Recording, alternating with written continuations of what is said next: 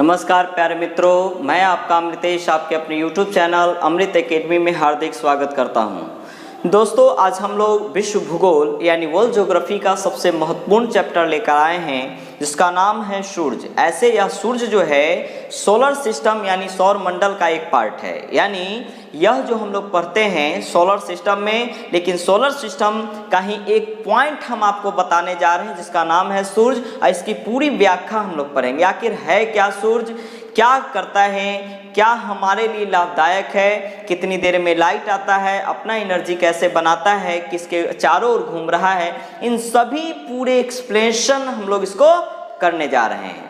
सबसे पहले जैसे सूरज जो है, इसको जानने के पहले आपको एक टर्म आपको याद रखना पड़ेगा, सोलर सिस्टम यानी सौर मंडल। सौर मंडल, इसी को हम लोग इंग्लिश में सोलर सिस्टम कहते हैं। सूर्य को जानने के पहले थोड़ी सी इसके विषय में जान ले। आपसे पूछा जाए सबसे पहले, आखिर यह सौर मंडल क्या है। सौर मंडल में एक टर्म आया है सौर। सौर का मतलब ही सूर्य होता है। इसका सौर जो है ये सूर्य को ही डिनोट कर रहा है, क्योंकि इसी से आपका डिफिनेशन निकलेगा। पूछा जाएगा सौर मंडल किसको कहते हैं, तो सूर्य के चारों ओर चक्कर लगाने वाले सभी आकाशीय पिंड के समूह को सौर मंडल कहा जाता है। आखिर ये आकाशीय पिंड क्या है, तो आकाशीय पिंड जो है जितने भी प्लैनेट्स है यानी ग्रह हैं, सैटेलाइट है यानी उपग्रह हैं, क्षुद्र ग्रह हैं यानी कि एस्ट्रॉयड्स हैं, धूमकेतु यानी कॉमेट्स हैं, इन सभी जो आकाशीय जो गोला है आकाश में, उसी को आकाशीय पिंड कहते हैं। यानी सूर्य के चारों ओर जितने भी ग्रह, उपग्रह, क्षुद्र ग्रह इत्यादि जितने भी आकाशीय पिंड सूर्य का चक्कर लगा रहे हैं, उसी के समूह को सौर मंडल कहा जाता है। और ये जो डिफिनीशन है या सौर मंडल की खोज किसने किया था, तो सौर मंडल की खोज कोपरनिकस ने किया था। आखिर यह कहाँ के थे, तो ये थे पोलैंड के। तो पूछा जाए कभी सौर मंडल की खोज किसने किया, कोपरनिकस के। कहाँ के थे, तो ये थे पोलैंड के। और इसी सौर मंडल से मेन क्वेश्चन, सौर मंडल का प्रधान कौन होता है पूछा जाए, या पूछा जाए सौर मंडल का जनक कौन होता है, या पूछा जाए सौर मंडल का मुखिया कौन होता है, या पूछा जाए सौर मंडल का केंद्र कौन है। ये चारों का आंसर एकमात्र कौन होगा, तो सूर्य होगा। यानी 4 क्वेश्चन है इससे। पूछा जाए सौर मंडल का केंद्र किसको माना गया है, सेंटर ऑफ सोलर सिस्टम, तो हमेशा रखिएगा सूर्य को कहते हैं। पूछा जाएगा सौर मंडल का प्रधान किसको कहते हैं, तो सूर्य को कहते हैं। सौर मंडल का जनक किसे कहा गया है, सूर्य को कहा गया है। सौर मंडल का मुखिया किसे कहा गया है, सूर्य को कहा गया है। और सौर मंडल का जो केंद्र है वो सूर्य ही है। यानी इसलिए सौर मंडल में सबसे महत्वपूर्ण किसको माना गया है, सूर्य को माना गया है। और इसी सूर्य के विषय में आज हम लोग पूरी व्याख्या करने जा रहे हैं। इस सूर्य क्या है नहीं है सो देखा जाए।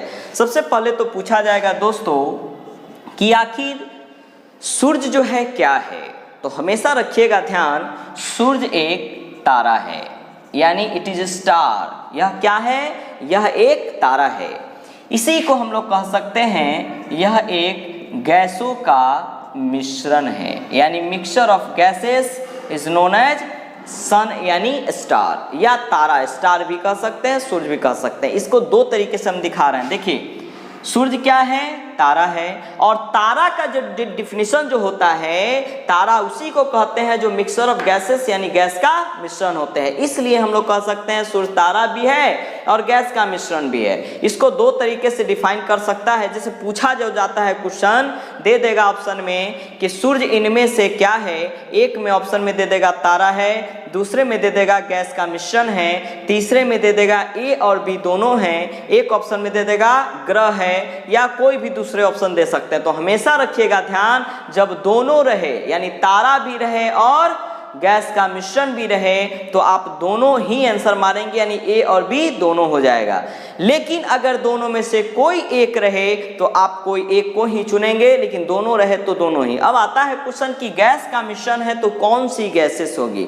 तो आप लोग पढ़े होंगे कि सूर्य जो होता है हाइड्रोजन और हीलियम का मिश्रण है, लेकिन इसके अलावा भी अन्य गैसें होती है, लेकिन हाइड्रोजन और हीलियम ही क्यों कहा जाता है क्या, तो रखेंगे ध्यान सूर्य में चूंकि हाइड्रोजन की मात्रा 71% है, हीलियम की मात्रा 26.5% है और बाकी जो होती है वो होती है अन्य गैसेस यानी अदर गैस 2.5%।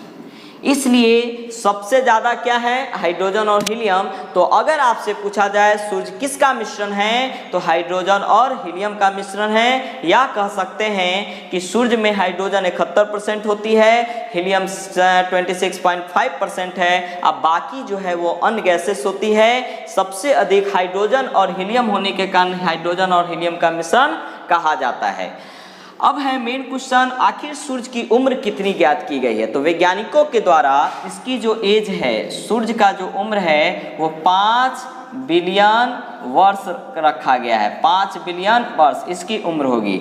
आखिर सूर्य जो है इसका व्यास कितना है, तो व्यास यानी डायमीटर, ये सब कुछ रट लेंगे पॉइंट को आप लोग, अच्छा रहेगा। तो सूर्य का व्यास है 13,92,000 किलोमीटर, और यह जो सूर्य का व्यास है हमारी पृथ्वी की जो व्यास है उससे 110 गुना अधिक है। इसको भी ध्यान रखेंगे। तो कभी कभी ऐसे पूछ देता है सूर्य का व्यास कितना है, तो 13,92,000 किलोमीटर। सूर्य का जो व्यास है पृथ्वी के व्यास से कितना अधिक है, तो 110 गुना अधिक है। 109 पॉइंट समथिंग होता है, इसलिए हम लोग इसे 110 गुना याद रखेंगे।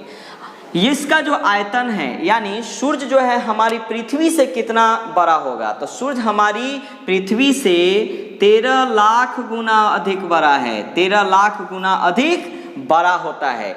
और सूर्य जो है ताप का, सूर्य का जो टेम्परेचर होता है उसका पृथ्वी तक 2 अरबवां भाग पहुंचता है। 2 अरबवां भाग यानी जितना सूर्य का जो टेम्परेचर है, ताप है, उसका पूरा भी नहीं, 1% भी नहीं, 2 अरबवां भाग पहुंचता है। तब सोचेंगे कि कितनी गर्मी होती है। अगर उसका 1% भी रहता तो हम लोग जिंदा जलते रहते, जन्म ही नहीं लेते, नहीं। तो इसका रखेंगे ध्यान में। अब मेन क्वेश्चन है कि सूर्य आखिर में घूमता है या नहीं घूमता है, तो इस पर भी विवाद रहता है, लेकिन हम आज आपको इसको क्लियर कराने जा रहे हैं। आप लोग इसे पूरे अच्छे तरीके से बार बार देखेंगे कि आपका कंफ्यूजन पूरा दूर रहेगा। ये जो दूर जो होने की बात है क्यों कहा जा रहा है, सो अब देखिए इधर, जैसे सूर्य घूमता भी है, तो घूमता है तो किसके चारों ओर, तो हमेशा रखिएगा ध्यान, हमारी एक मंदाकिनी है यानी एक आकाश गंगा है, पृथ्वी की आकाश गंगा, जिसका नाम है दुग्ध मेखला। इसी को हम लोग इंग्लिश में मिल्की वे कहते हैं, मिल्की वे कहा जाता है। तो यह जो दुग्ध मेखला आकाश गंगा है, यह आकाश गंगा के केंद्र से, ये जो दुग्ध मेखला जो आकाश गंगा है, इस आकाश गंगा के केंद्र से सूर्य की जो दूरी है वो है 30,000 प्रकाश वर्ष यानी कि लाइट ईयर। इसको भी ध्यान में रखेंगे।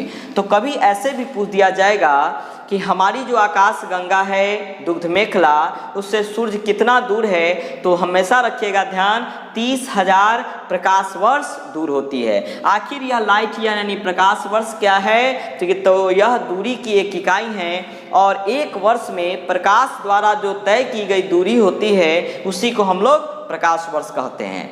दूसरा है, यह जो दुग्ध मेखला से इतना दूर पर सूर्य है, तो आखिर यह कितने समय में और किस गति से परिक्रमा कर रहा है, तो हमेशा रखिएगा कि दुग्ध मेखला के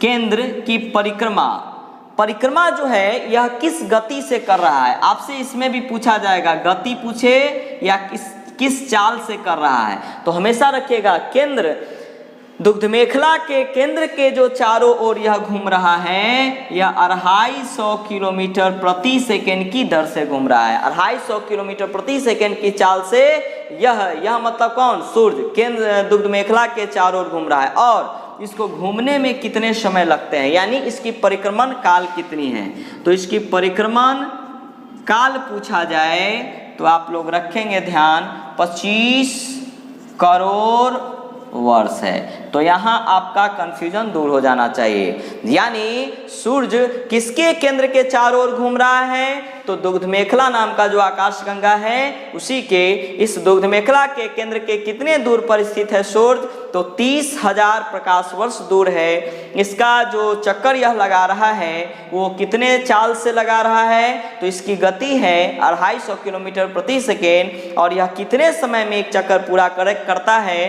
तो 25 करोड़ वर्ष। अब है, क्या सूर्य अपने अक्ष पर घूम रहा है या नहीं? तो बिल्कुल घूम रहा है। अक्ष को इंग्लिश में एक्सिस कहते हैं। अक्ष का मतलब होता है अपने ही जगह पर घूमना।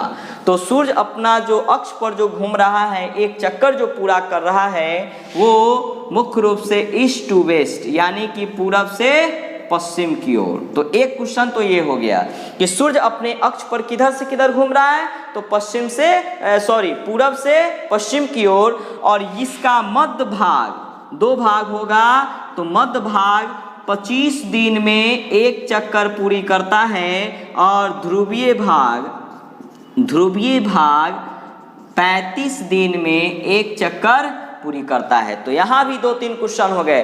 सूर्य अपने अक्ष पर किधर से किधर घूम रहा है? तो पूरब से पश्चिम की ओर। सूर्य का मध्य भाग एक चक्कर कितने समय पूरा करता है? 25 दिन में। और ध्रुवीय भाग यानी बाहरी भाग कितने दिन में? तो 35 दिन में एक चक्कर पूरी करता है।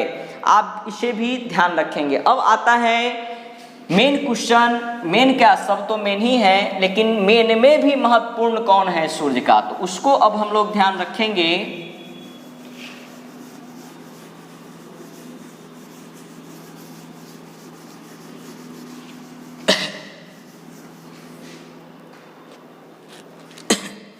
जैसे सूर्य जो है, ये है हमारा सूर्य। ये क्या है? हमारा सूर्य है। इस सूर्य का जो ठीक जो बीच का जो भाग होता है, सेंट्रल, इसी को केंद्रीय भाग कहते हैं। तो ये जो केंद्रीय भाग है इसको कहा जाता है क्रोड। यानी क्वेश्चन हो गया, सूर्य का केंद्रीय भाग क्या कहलाता है? क्रोड कहलाता है। एक है इसका बाहरी भाग, ये जो बाहरी या किनारा वाला जो भाग है इसी को बाहरी या किनारा भाग कहते हैं। ये जो कोना वाला हो गया, तो इसको कहा जाता है वर्णमंडल, या इसी को इंग्लिश में हम लोग क्रोमोस्फीयर पढ़ेंगे। उसके बाद देखिए, तो केंद्रीय भाग जो है, सेंट्रल पार्ट ऑफ सन जो है, वो तो क्रोड हो गया। इसका जो किनारा या बाहरी जो भाग है वो हो गया वर्णमंडल यानी कि क्रोमोस्फीयर। और एक हो गया इसके ये वाला भाग, इसको कहते हैं मध्य भाग यानी मिडल पार्ट ऑफ सन, और इसका नाम दिया गया है प्रकाश मंडल। प्रकाश मंडल यानी कि लाइट ईयर। अब तीनों में क्या अंतर है? तो एक तो क्वेश्चन आपसा हो गया, सूर्य का केंद्रीय भाग क्या कहलाता है? क्रोड। सूर्य का मध्य भाग क्या कहलाता है? प्रकाश मंडल। सूर्य का बाहरी या किनारा भाग क्या कहलाता है? तो वर्णमंडल यानी कि क्रोमोस्फीयर। सूर्य का जो प्रकाश मंडल है और वर्णमंडल है में बस केवल एक अंतर होगा। एक अंतर क्या? सूर्य के जिस भाग से प्रकाश की प्राप्ति होती है, सूर्य के जिस भाग से प्रकाश की प्राप्ति होती है, मतलब प्रकाश की प्राप्ति जिससे होता है उसी को प्रकाश मंडल कहेंगे। और यह प्रकाश मंडल कौन भाग होगा? तो मध्य भाग, यानी इसी भाग से सूर्य का प्रकाश निकलता है, मध्य भाग से, जिसका नाम है प्रकाश मंडल। लेकिन सूर्य के जिस भाग से प्रकाश की प्राप्ति नहीं होती है उसको क्या कहते हैं? तो वर्णमंडल कहते हैं। यानी इस भाग से, किनारा वाला भाग से प्रकाश नहीं आता है। और यह जो वर्णमंडल है इसका रंग किस तरह का होता है? तो वर्णमंडल का रंग होता है लाल यानी रेड कलर का होगा। आखिर वर्णमंडल से प्रकाश क्यों नहीं आता है? इसलिए क्योंकि प्रकाश मंडल से प्रकाश जब निकलता है तो वायुमंडल में इस प्रकाश का अवशोषण हो जाता है, जिस कारण वर्णमंडल में प्रकाश नहीं होता है। इसको रखेंगे ध्यान। किस भाग से प्रकाश मिलता है? प्रकाश मंडल से। किस भाग से नहीं मिलता है? वर्णमंडल से। वर्णमंडल सूर्यमंडल का सूर्य का कौन सा भाग होगा? तो किनारा या बाहरी भाग, और इसका रंग लाल होता है। और प्रकाश मंडल कौन भाग होगा? तो मध्य भाग। और ये जो पढ़ रहे हैं हम लोग क्रोड, यह क्रोड क्या है? तो सूर्य का जो केंद्रीय भाग है, सेंटर पार्ट ऑफ सन जो होता है, सेंट्रल पार्ट, उसी को हम लोग क्रोड कहते हैं। और सूर्य अपनी ऊर्जा का निर्माण इसी क्रोड पर करता है। यानी सूर्य अपनी ऊर्जा कहाँ बनाता होगा? सूर्य अपनी ऊर्जा क्रोड पर बनाता है, और उसी ऊर्जा का निर्माण जो यहाँ क्रोड पर कर रहा है, उसी को हम लोग नाभिकीय संलयन कहते हैं। तो आपसे अब पूछा जाए सूर्य की ऊर्जा का स्रोत क्या है, तो नाभिकीय संलयन। पूछा जाएगा सूर्य अपनी ऊर्जा कहाँ बनाता है, तो केंद्र पर बनाता है। सूर्य जो है अपनी ऊर्जा कहाँ बनाता है, तो केंद्र पर बनाता है। उसकी ऊर्जा का जो स्रोत है नाभिकीय संलयन है। और यह जो ऊर्जा का स्रोत बताया गया है नाभिकीय संलयन, इस नाभिकीय संलयन के विषय में किसने बताया था, तो उसका नाम होगा हेंस बेथ ने बताया था। और यह जो नाभिकीय संलयन का निर्माण करता है केंद्र पर, इसमें 4 हाइड्रोजन 1 हीलियम का निर्माण करते हैं। और कितने डिग्री टेम्परेचर पर, तो 10⁷ डिग्री ताप पर। अब इसको भी 2-3 तरीके से पूछा जाएगा। इस तरीके, सूर्य की ऊर्जा का स्रोत क्या है, तो नाभिकीय संलयन। यह जो नाभिकीय संलयन है, यह ऊर्जा का स्रोत किसने बताया था, तो हेंस बेथ ने। पूछा जाएगा सूर्य अपनी ऊर्जा कहाँ बनाता है, तो क्रोड पर, यानी कि केंद्रीय भाग पर। सूर्य अपनी जो ऊर्जा बनाता है उस कितने डिग्री टेम्परेचर पर, तो 10⁷ डिग्री टेम्परेचर पर। और इसमें कितने हाइड्रोजन भाग लेते हैं, तो 4 हाइड्रोजन और 1 हीलियम का निर्माण करते हैं। तो ये तो एनर्जी से हो गया। अब है टेम्परेचर की बात। अगर अगर पूछा जाए कि सूर्य का तापमान कितना है, तो या इसका 2 तापमान होगा। सूर्य का जो 2 ताप है, एक होता है ताप बाहरी, सूर्य का बाहरी भाग का ताप, और दूसरा होगा सूर्य का केंद्रीय भाग का ताप। ये दोनों में थोड़ी सी के अंतर है। ज़्यादातर लोग बाहरी भाग का ही याद रखते हैं। तो सूर्य के केंद्रीय भाग, बाहरी भाग का ताप पूछा जाए तो 6000 डिग्री सेल्सियस होगा। लेकिन वही केंद्रीय भाग का टेम्परेचर पूछा जाए तो 1.5 × 10⁷ डिग्री सेल्सियस होता है। इसी को हम लोग शॉर्ट में 15 मिलियन डिग्री सेल्सियस भी पढ़ते हैं। तो आपसे पूछा जाए सूर्य के केंद्रीय भाग का ताप कितना होता है, तो रखेंगे ध्यान 6000 डिग्री सेल्सियस। बाहरी भाग का टेम्परेचर कितना है, तो 6000 डिग्री सेल्सियस। केंद्रीय भाग का पूछा जाए तो 1.5 × 10⁷ डिग्री सेल्सियस या 15 मिलियन डिग्री सेल्सियस होता है। यह जो टेम्परेचर सौर ज्वाला को उत्तरी ध्रुव पर क्या कहा जाता है, तो सौर ज्वाला को उत्तरी ध्रुव पर ऑरोरा बोरोलियस कहते हैं, बोरोलियस। इसको भी ध्यान में रखेंगे। लेकिन वही पूछा जाए सौर ज्वाला को दक्षिणी ध्रुव पर क्या कहते हैं, तो इसका नाम होगा ऑरोरा ऑस्ट्रेलियास। इसको भी आप लोग ध्यान रखेंगे। यानी सौर ज्वाला को उत्तरी ध्रुव पर ऑरोरा ऑस्ट्रेलियस कहते हैं, बोरोलियस, और दक्षिणी ध्रुव पर ऑरोरा ऑस्ट्रेलियस कहते हैं। अब मेन जो क्वेश्चन है, सूर्य का जो एक धब्बा होता है उसको हम लोग सन स्पॉट्स कहते हैं, सन स्पॉट्स। इस सन स्पॉट्स का 2-3 नाम हिंदी में है। एक कहा जाता है सूर्य का कलंक, या इसी सूर्य के कलंक को दूसरा भाषा में चलते हुए गैसों का खोल, या इसी को कहा जाता है सूर्य का धब्बा। ये तीनों एक ही चीज है। सन स्पॉट्स, सूर्य का कलंक, चलते हुए गैसों का खोल और सूर्य का धब्बा। आखिर यह क्या है और किसने इसके विषय में बताया था? तो रखेंगे ध्यान, सूर्य का जो धब्बा होता है वो उसका जो टोटल जो चक्र होता है वो 22 वर्षों का होता है। यानी सूर्य के चारों ओर जो गैसीय जो धब्बा है, चलते हुए जो गैस के जो खोल हैं वो कितने वर्ष के होते हैं? वो होते हैं 22 वर्ष के। यानी जो चलता हुआ उसमें जो गैस होता है उसी को सनस्पॉट्स या सूर्य का कलंक कहा गया है, यानी खराब चीज हो गया। अब यह जो 22 वर्ष का जो होता है इसमें आपको ध्यान रखेंगे 11 वर्ष का और 11 वर्ष का 2 टर्म में इसको बांटा गया है, 2 टर्म में। पहले क्या होता है, टोटल जो 22 चक्र का जो धब्बा ये जो चलता है, तो पहले जो 11 वर्ष होते हैं ये जो गैस का जो धब्बा है, ये जो गैस का जो चलते हुए जो खोल है, ये पहले 11 वर्ष बढ़ते हैं। यानी पहले 11 वर्ष क्या हो गया, तो पहले बढ़ता है, ठीक है। और फिर जैसे टोटल 22 वर्ष का है तो पहले 11 वर्ष यह धब्बा बढ़ेगा और उसके बाद क्या होगा 11 वर्ष, फिर से वो घटेगा तो इतना पर आ गया। यानी कि दूसरा जो 11 वर्ष होगा उसके बाद घटता है। यानी इसको रखिएगा ध्यान, पहले बढ़ेगा उसके बाद घटेगा, उसके बाद आप इसी में जो गैस का जो ये धब्बा होता है यह काले रंग का होता है। यह जो कलंक है काला रंग का होता है। अब इसमें भी 2 तरह का क्वेश्चन पूछा जाएगा। जो बहुत ही गाढ़ा काला रंग का धब्बा है, बहुत ही गहरा, यानी कि सर्वाधिक जो काले होते हैं, सर्वाधिक काले, जो सर्वाधिक जो काले धब्बे होते हैं उनका नाम है नेब्रा। और कम जो होते हैं, कम काले धब्बे उसको कहा जाता है पेनम्ब्रा।